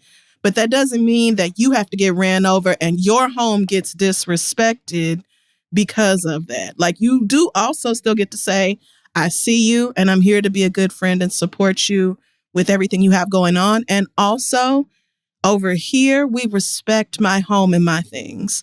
And respecting it means if you knock over some pop, please just take 10 seconds, work your steps, do your program, whatever it is. She's talking about soda. And that is literally what I said. And clean that clean that shit up. Because when roaches and ants come marching in here one by one and two by two to terrorize my fucking home and ruin my psyche, where are you going to be? No. Say something to her. You're going to be right next to him, bitch, because I promise you that I am the type of bitch that will catch the roach, bring them to your home, and drop them off. This is yours. He came over because of you, and now he's going home with you. I figured since y'all clearly bonded over your love of trash, that you should share a space together and become very close to friends. He was asking for you. Yeah. So here. You got me fucked up. Period. Good luck, Serena, with this conversation, but just know that you're not wrong for putting your foot down about your home and your things. It's okay for you to value those and to expect your friends to value them too. Yes. If you have a question for us, please send it on over to asktheread@gmail.com. That's going to wrap them up for this week, but maybe we'll pick yours next week. Who knows? Send it over and we'll see. All right. asktheread@gmail.com. We're going to take another quick break and be right back. Today's episode is sponsored by Honey. It's the easy way to save when shopping on your iPhone or your computer. Honey's the free shopping tool that scours the internet for promo codes and applies the best one it finds to your cart. When you're shopping on one of your favorite sites and you go to checkout, the Honey button appears and all you have to do is click Apply Coupons. Wait a few seconds as Honey searches for coupons it can find for that site. And if Honey finds a working coupon, you just watch the prices drop, and that is it. Honey doesn't just work on your desktop, it works on your iPhone too. Just activate it on Safari on your phone and save on the go. I love Honey personally, like legit. I have had Honey on my browser since before they started running ads with us because it's like free money. Right. I mean, who doesn't want to save money without having to do, like, it literally just searches the web for any opportunity for you to save money in seconds, and it's free. What is your problem for not using it? So if you don't already have Honey, you could be missing out, and by getting it, you'll be doing yourself a solid and supporting the show as well. So I would never recommend something that I don't use. Get Honey for free at joinhoney.com/theread. That's joinhoney.com/theread. Go download it, use it up, save some money, say thanks. Then let's move on. Hey, y'all. Using Talkspace feels a little like having a mental health professional in your pocket since you can reach out to your provider anytime, anywhere, which makes taking care of your mental health just a little bit easier. Working through things in therapy can be tough, but with Talkspace, connecting with your therapist isn't. You can sign up online and get a personalized match with a provider that's right for you, typically within 48 hours. And then you can text, video, or send voice message to your licensed therapist. It's incredibly convenient to have virtual sessions from the comfort of your home. Talkspace eliminates the need to commute to appointments, miss time at work, or line up childcare in order to attend sessions. And Talkspace has thousands of licensed therapists with years of experience in over 40 specialties, including depression, anxiety, relationship issues, and so much more. Y'all know that Talkspace was the gateway for me getting back into traditional therapy full time. And I will always be thankful for that experience working with that therapist because it really helped open my eyes to some of my issues and got me started on a path that has completely changed my life. As a listener of the show, you'll get $100 off your first month with Talkspace. So to match with a licensed therapist today, go to Talkspace.com and make sure you use code READ to get $100 off your first month. That's Talkspace.com, code READ. Mental health is so important. Try to take care of yours. All right, let's wrap up the show. All right, we're back, and it is time for the read. Yes, it is. And as I said earlier, my God. So last week, my read was Aries Spears. And one of the things I said in that read was that this was the last time we would be seeing his name, hearing his name. This was the last time he would trend. And Of all the times that I wish I have been wrong on this show, like, I wish I would have been, I'm sorry, not right, not wrong, right. I wish I would have been right more than just about any other time on this fucking show, because like, he was already a dumbass to me and useless and there was nothing else to say. But then this story came out about him and Tiffany Haddish. Like I said, I'm not getting into the details. If you want to know, you can read the details of the lawsuit online, but just heads up, it is extremely disturbing. The video in question is described in extreme detail. And this video was also uploaded to his YouTube. It was uploaded to Funny or Die at some point. It is still available if you really search for it, but also you should ask yourself why it is you really want to see it, because that's a real question. You do not want it. Reading the description was enough to turn my fucking stomach. So I'm just going to say that I hope these children receive whatever they are asking for 100 fucking fold and receive all the healing they need, because it fucked me up to even read that shit. And I can't imagine having experienced it as a small child or an adolescent. And this incredibly special extra stank fuck you goes out to that worthless piece of shit known as Jason Lee. Because I know why. Okay. On September 3rd, Jason Lee tweeted, "The internet is a wild playground. The skit is clearly trash, but there's a conversation not happening because details are missing. Oh, and I'm going to reveal the people behind the lawsuit. No John or Jane Doe's here." Nigga, first of all,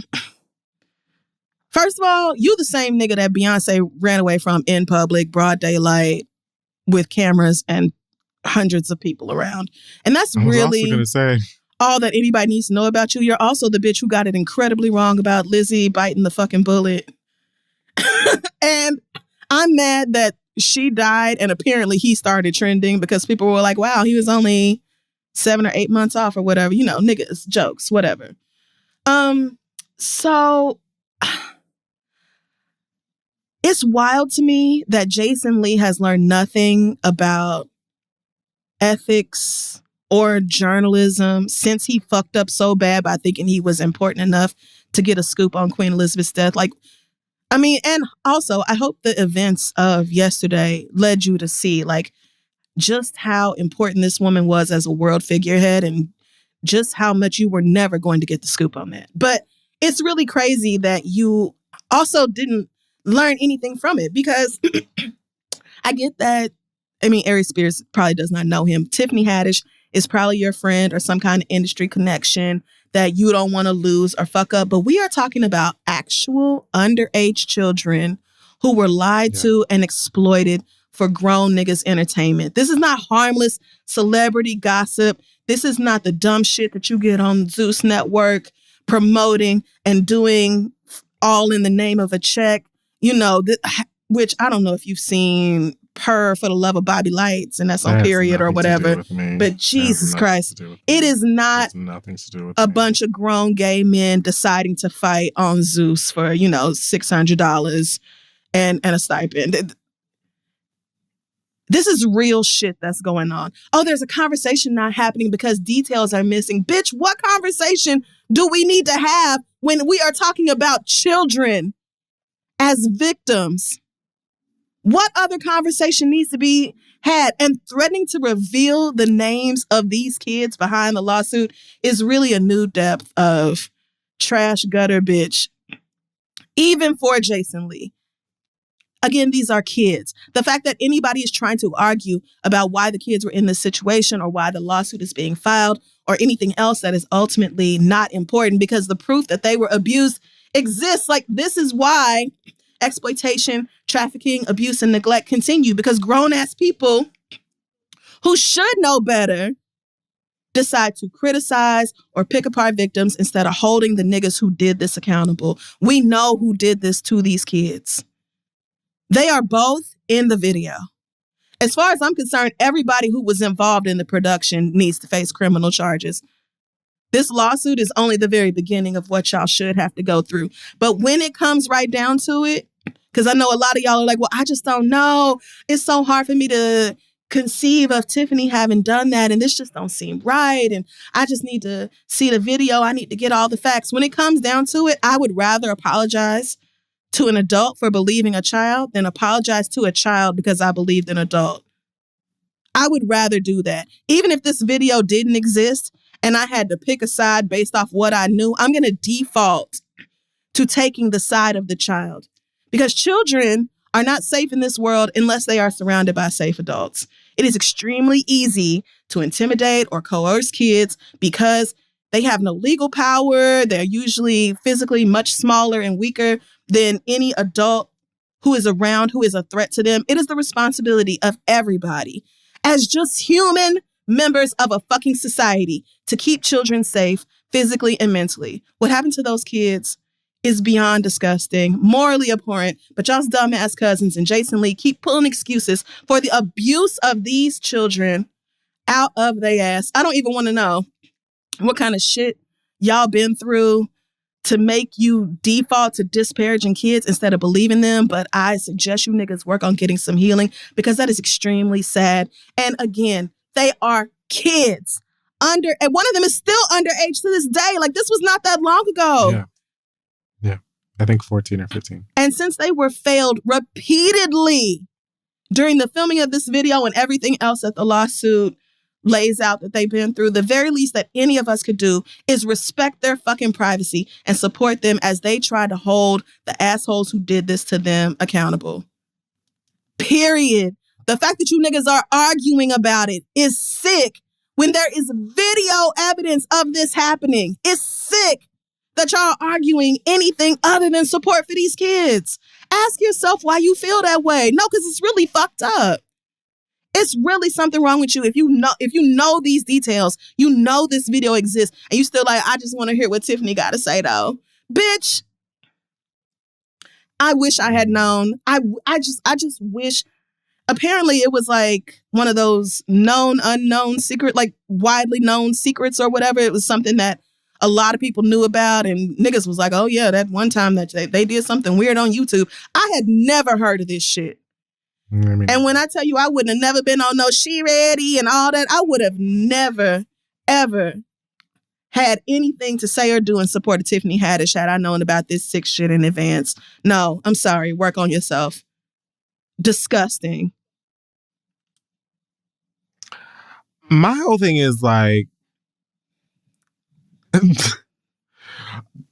I just don't get it. Like, I've been reading about it and the whole like, oh, well, the mother of the two kids was a former friend of Tiffany's, and she thought that they were doing a skit for Nickelodeon and she didn't know about it until after, and blah, blah, blah. And like, you know, they're saying that these people are trying to extort them and shake them down and all that other stuff. And I'm like, here's me personally, myself, Kid Fairy. I don't care if they're trying to extort money from you, because look at what you did. Yeah, that's not even extortion. Like, I don't care if they really were like, I'm going to shake these girls down until I'm satisfied with the coinage, because look at, like, yeah. I don't, it's, and I don't even understand, like, the whole, oh, it was a skit, it's comedy, and blah, blah, blah, like. It's not funny. Because it is, first of all, the subject matter in itself is, like. Revolting. Like, they tried to do this whole, like, watch you leave your kids around thing and like frame it as if it were a PSA, as if that wasn't supposed to make it disgusting and strange. Right. But it's like, because it is comedy and it's a skit and it is not real, Tiffany Haddish could have played a kid in that scene. It still would have been weird, but at least then you are not endangering and possibly psychologically and maybe spiritually, physically damaging an actual minor in your attempt to film a Funny or Die sketch. Girl. Like, you could have had your front man TV where grown-ups have played kids. Yeah. Like okay. Anyway. It's a horrible idea for a skit anyway. It's a horrible idea. It just sucks, period. It's a But it could have horrible also idea. been done without Hurting you putting children yes. in harm's way. Right. Since we're talking about comedy and sketch and it wasn't supposed to be blah blah blah, but like that's my thing on it. And I'm not gonna get further into it because, at that point I think a trigger warning would be necessity. But yeah, it's some sick motherfuckers in this world. This is some sad shit. And it's even sadder to see the number of people who are like, oh, Aries Spears was getting ready to buy OnlyFans. Like, and here y'all go. Tiffany Haddish was, as soon as you start pissing off the machine, then here they come with a girl. The video exists. Stop being a stupid bitch. And on another note, Tevin Campbell, brother, we are all rooting for you. Please let go of that love and adoration for R. Kelly. Please let it go. I don't know what you're talking about. So Tevin Campbell. Oh, I don't want to. We're going to have to explain it anyway. I mean, it's just really short, but he was on stage with Usher. Usher brought him on at his Vegas show. And he sang Can We Talk? Really nice moment with them, both singing the song and doing all they runs. And, Tevin came out again recently. And so I just feel like I want to support somebody who, like Tevin Campbell, I just can't even explain, like, growing up and hearing that voice and just being such a fan. However, you can't beam all proud about how R. Kelly wrote all his hits when the truth is that this man was out here abusing and exploiting Black children for decades. 4 decades. The music is about kids. I mean, when it come down to a versus, I just feel like there ain't a whole lot of people that could go, respect to the OGs, but like you got to throw R. Kelly's name in there because, he got a bunch of hits and he wrote all his hits and he wrote for other people and all this. It is not worth it. It is not worth it. First of all, ain't no versus in federal prison. Secondly, over R. fucking Kelly, Tevin, please, I'm begging you because I want to support. Let that nigga go or get let go. There is no room for niggas supporting R. Kelly over here. Period. Please don't ever say that stupid shit again. I'm begging. I genuinely don't get it. It's not like I never understand. liked the niggas' music. It's not like I never bumped the niggas' music. All the time. Screaming. Even new R. Kelly. Even like a hair braider and all that dumbass shit that he's like. I was shit. Like all of that dumbass shit or whatever. Like it's not worth it. All them hunching parties in high schools. R. Kelly was the soundtrack. It's really. And we can let it go. And we can let it go. Fine. It's fine. It is. It's just fine. Like, you don't have to die on Hill. You really don't, girl. And like, his name never needed to come up. Somebody from TMZ asked you who else should be in the verses. And Tevin was like, oh, I'm going to stay out of that. That's none of my business. And then kept talking. Leave it right there. Laugh it off. Be like, hey, I was just in Vegas to have a good time. I'm going to let y'all have that versus discussion. Get in your fucking Uber and go home. Niggas make it so hard, man. Niggas make it so. All I'm asking y'all to do is respect Black children. All I'm asking y'all to do is respect children as human beings who need protection in this world. And I'm sorry if nobody protected you, but that is not an excuse to fail the children who are here now. And I'm done. I'm done. I just found Ariel. She needs me to build her a seed castle. We don't know what that means. We're not on the PR list. We didn't get the invite to download the app early. It's a game that anybody can. We're not VIP. We're not rich, famous, successful. All right. So this week for my read, I want to just cover some quick things. One. There's a new show on the television, on the Streaming Girls, on Amazon Prime Video channel. It is titled The Lord of the Rings of Power, and the powerful rings and power. Okay. Now, as you can tell by the name, this is some fantasy nerd shit. Now, of course, with that comes fantasy nerd bullshit. Now, this edition of it is what? Surprising? Oh my gosh, Black people are in this and we're upset about it. Oh my God. Blacks? Not in my Tolkien. Oh yes, God, the fantasy nerds. Ugh. Y'all are so fucking annoying. You're fucking losers. Shut the fuck up about these dumbass, old ass, dusty ass books and this old ass, dead ass white man and how he intended for elves to look and to not look. Elves aren't real, bitch. Shut the fuck up. You sound stupid. And this is me, a full nerd that plays video games, reads comic books, loves fantasy. Now, personally, The Lord of the Rings never curled all the way over for me.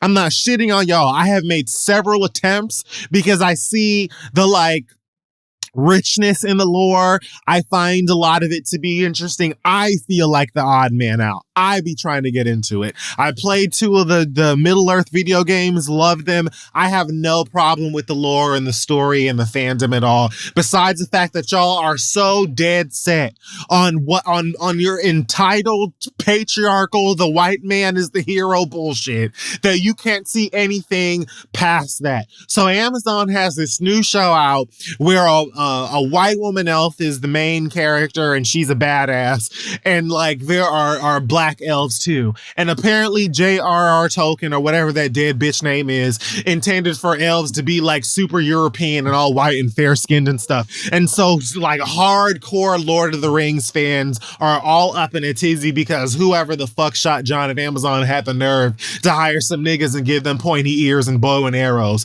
You sound fucking dumb. Don't watch the show. Go read your old ass, dusty ass books, bitch. There are books. There are films. There are graphic novels. There are all kinds of other adaptations to the fucking works of that old man that you can get into. You do not have to partake in this motherfucking thing, but I want to remind you again, bitch, that orcs and elves and talking walking trees and golems and hairy foot hobbits and dragons and all of that shit, none of that shit exists, bitch. And it's an adaptation of an old ass work.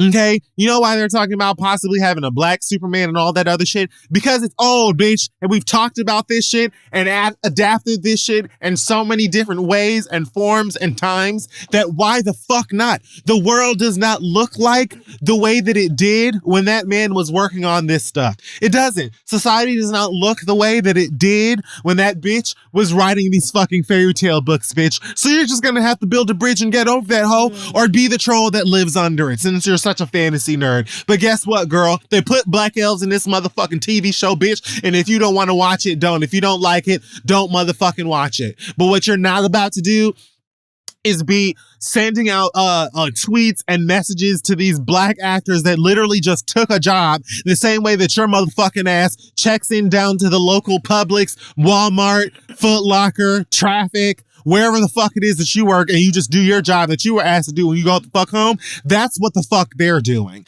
Their job is not to enrich this story in a way that pleases you as the individual Tolkien nerd. They're showing up and they're reading the goddamn lines that they were giving. So get off of their motherfucking Instagrams, their Facebooks, their TikToks, and wherever the fuck their Twitters with your racist ass rants and your fucking entitled ass bullshit because they ain't got nothing to do with him. That goes for niggas on The Lord of the Rings. That goes for that white dread having nigga on House of the Dragon. That goes for homegirl who played the Inquisitor on Star Wars. Obi-Wan Kenobi, and every other black face and black ass that will happen to be in some nerdy shit that you feel should look just like the way that... Shut up. Shut the fuck up. Loser. You're a loser. Talking about some, Now conversations are being had that maybe J.R.R. Tolkien could have been a racist. That bitch was born in like 18 something. He died in like 1926 or something. Like, how old was it? Like, duh, he was a motherfucking white man that was born in like, of course he was racist, bitch. What the fuck are you talking about? White people born right now are racist. He was born in 1892. Oh, in South Africa, you definitely racist. Shut up. Damn. Elon Musk talking about some Tolkien is probably turning in his grave. Oh, well, let that bitch and he ain't got nowhere else to go. Yeah. Let that bitch spin. Let him turn. Let that bitch adjust himself. The fuck? That's what he's turning in his grave for, because they spent $1 billion on this motherfucking book that he wrote and extending it. First of all, they don't even have the rights to the books that you even that the stuff's even based on. They're squeezing out whatever lore juice they can possibly get from the stuff that they did pay for. So it was never going to... Shut up! I don't even have nothing else to say about it. Shut the fuck up. Out here dick riding over some 100-year-old goddamn book about elves and orcs and magic rings. You sound fucking stupid. Oh, this isn't the way that it was intended. What is that bitch gonna do about it? Tell J.R.R. Tolkien to crack open the casket and come see us about it. You fucking moron. Shut the fuck up, dummy. Stupid. Damn. Lastly, Jamila Jamil. Oh no, what'd she do? Oh Christ. Oh God. I don't believe that I've ever said this on the show. Oh no. But after about 3 seasons of Legendary and a few unnecessary ass tweets I've been wanting to, so I'm going to take this time to just go ahead and say, Jamila Jamil, shut your ass up. Shut the fuck. Shut up. Shut up. Oh. We get it. You're attempted woke. We get it.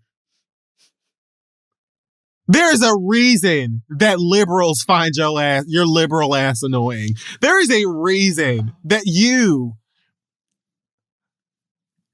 stand at the center of why people find liberalism so cringe.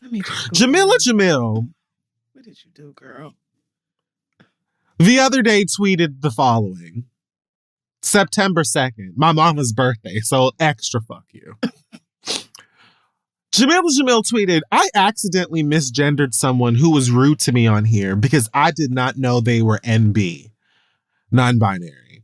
I instantly corrected myself, but nobody reads your bios, people.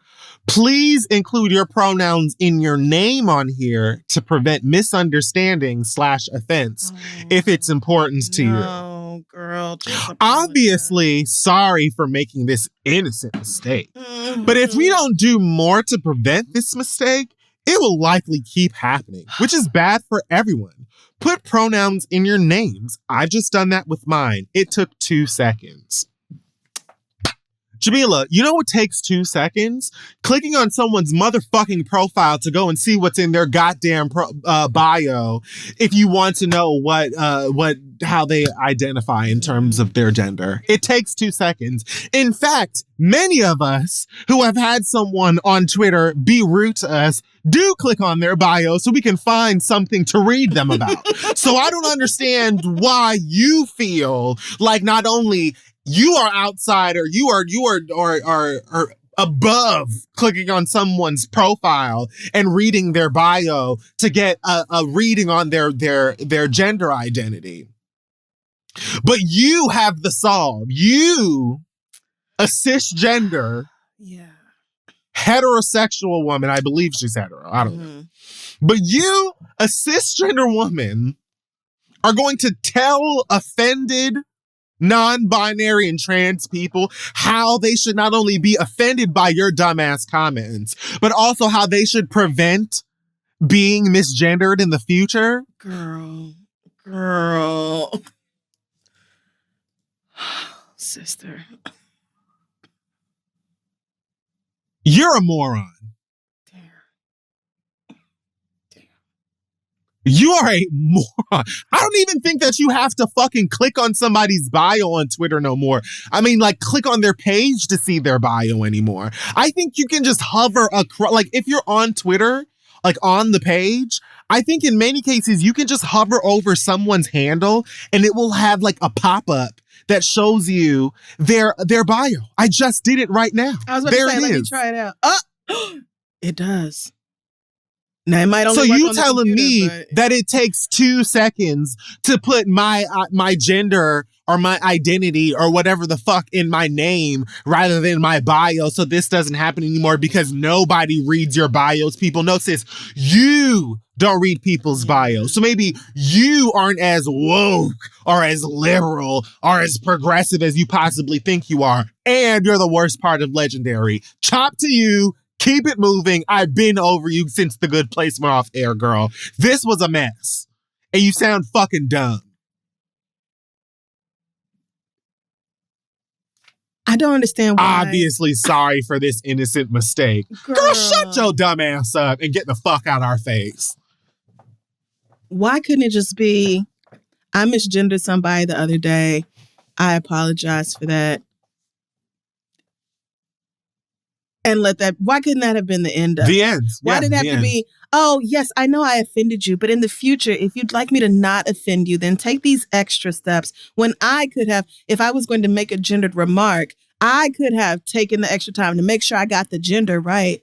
Because you can clown people, say whatever you want to, clap back or whatever. You can do all that shit to any person of any gender. All you have to do is get the pronoun right. Like, this isn't complicated. But if you get it wrong, all you have to do is apologize. Telling the person that you offended, like telling the person that you did wrong, how they should have done something differently so that you wouldn't have made the mistake. Oh, girl. Girl.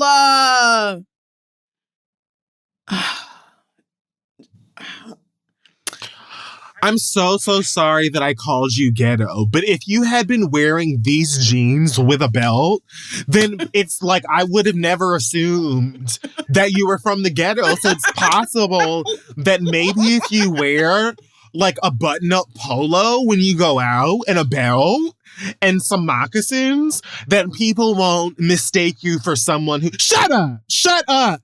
Shut up! Oh, Jamila, girl.